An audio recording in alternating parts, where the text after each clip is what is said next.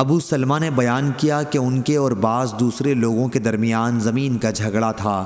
اس کا ذکر انہوں نے عائشہ رضی اللہ عنہا سے کیا تو انہوں نے بتلایا، ابو سلمہ زمین سے پرہیز کر، کہ نبی کریم صلی اللہ علیہ وسلم نے فرمایا، اگر کسی شخص نے ایک بالشت بھر زمین بھی کسی دوسرے کی ظلم سے لے لی تو 7 زمینوں کا طوق قیامت کے دن اس کی گردن میں ڈالا جائے گا۔ صحیح بخاری حدیث نمبر 2453۔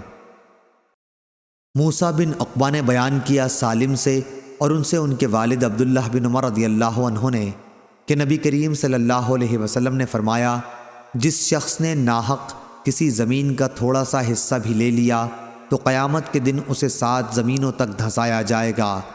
ابو عبداللہ حضرت امام بخاری رحمہ اللہ نے کہا کہ یہ حدیث عبداللہ بن مبارک رحمہ اللہ کی اس کتاب میں نہیں ہے جو خراسان میں تھی، بلکہ اس میں تھی جسے انہوں نے بصرہ میں اپنے شاگردوں کو املا کرایا تھا۔ صحیح بخاری حدیث نمبر 2454۔ جبلہ نے بیان کیا کہ ہم بعض اہل عراق کے ساتھ مدینے میں مقیم تھے، وہاں ہمیں قحط میں مبتلا ہونا پڑا۔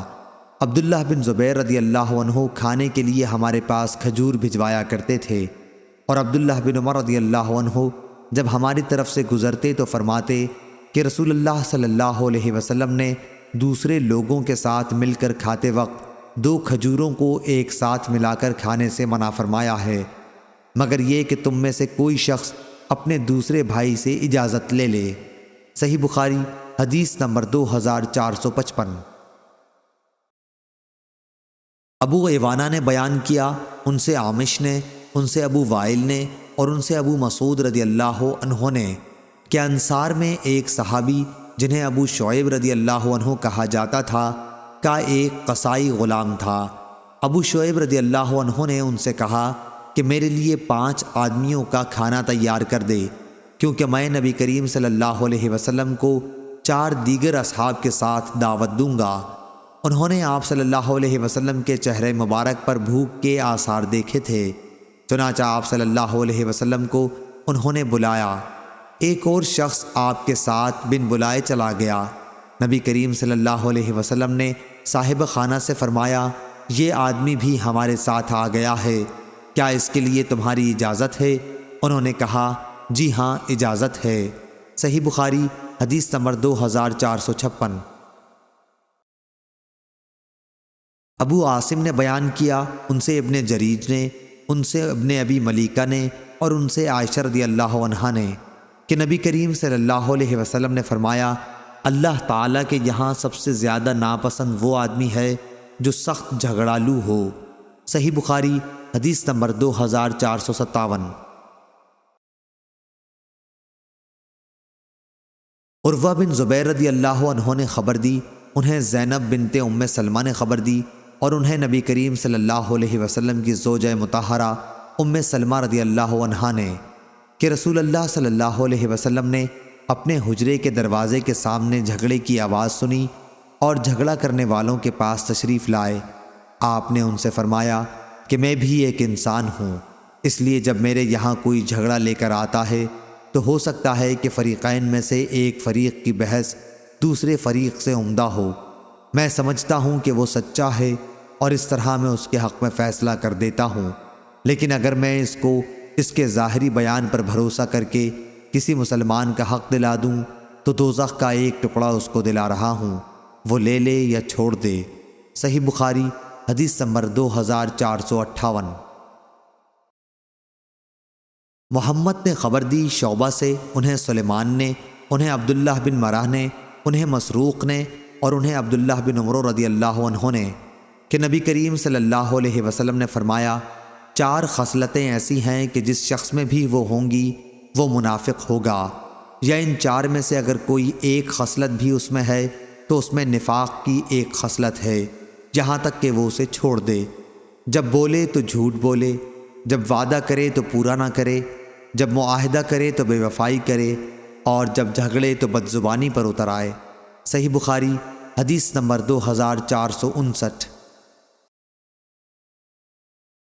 عروہ نے بیان کیا اور ان سے حضرت عائشہ صدیقہ رضی اللہ عنہا نے کہ عتبہ بن ربیعہ کی بیٹی ہند رضی اللہ عنہا حاضر خدمت ہوئیں اور عرض کیا یا رسول اللہ صلی اللہ علیہ وسلم، ابو سفیان رضی اللہ عنہ جو ان کے شوہر ہیں وہ بخیل ہیں، تو کیا اس میں کوئی حرج ہے اگر میں ان کے مال میں سے لے کر اپنے بال بچوں کو کھلایا کروں؟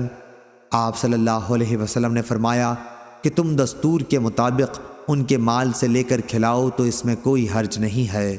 صحیح بخاری حدیث نمبر 2460۔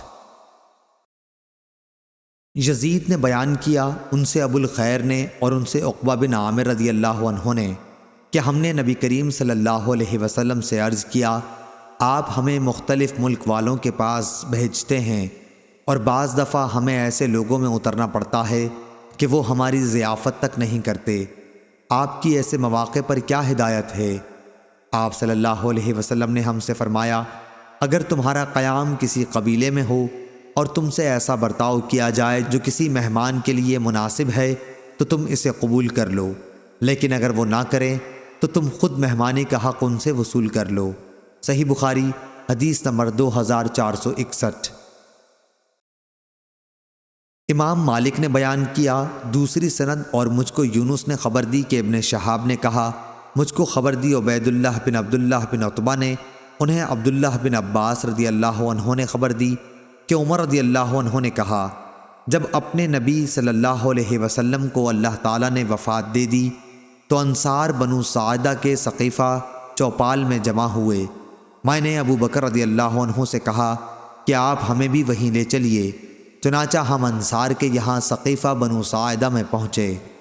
صحیح بخاری حدیث نمبر 2462۔ عبداللہ بن مسلمہ نے بیان کیا کہا ہم سے امام مالک رحمہ اللہ نے، ان سے ابن شہاب نے، ان سے اعرج نے اور ان سے ابو ہریرہ رضی اللہ عنہ نے کہ رسول کریم صلی اللہ علیہ وسلم نے فرمایا کوئی شخص اپنے پڑوسی کو اپنی دیوار میں کھونٹی گاڑنے سے نہ روکے۔ پھر ابو ہریرہ رضی اللہ عنہ کہا کرتے تھے یہ کیا بات ہے کہ میں تمہیں اس سے منہ پھیرنے والا پاتا ہوں۔ صحیح بخاری حدیث نمبر 2463۔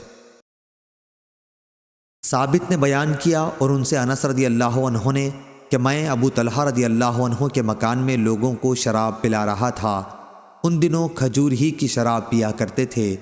پھر جو ہی شراب کی حرمت پر آیت قرآنی اتری تو رسول کریم صلی اللہ علیہ وسلم نے ایک منادی سے ندا کرائی کہ شراب حرام ہو گئی ہے۔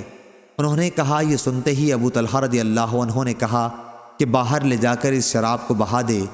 چنانچہ میں نے باہر نکل کر ساری شراب بہا دی۔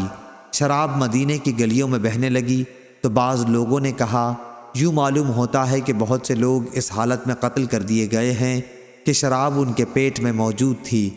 پھر اللہ تعالیٰ نے یہ آیت نازل فرمائی وہ لوگ جو ایمان لائے اور عمل صالح کیے ان پر ان چیزوں کا کوئی گناہ نہیں ہے جو پہلے کھا چکے ہیں، آخر آیت تک۔